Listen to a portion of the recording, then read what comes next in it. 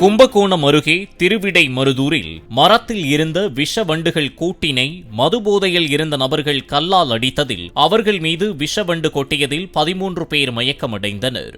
உடனடியாக 108 ஆம்புலன்ஸ் மூலம் மருத்துவமனைக்கு அழைத்துச் செல்லப்பட்ட 13 பேரில் 7 பேர் புறநோயாளிகளாக சிகிச்சை பெற்று வீடு திரும்பிய நிலையில் 6 பேர் மருத்துவமனையில் அனுமதிக்கப்பட்டு சிகிச்சை பெற்று வருகின்றனர்.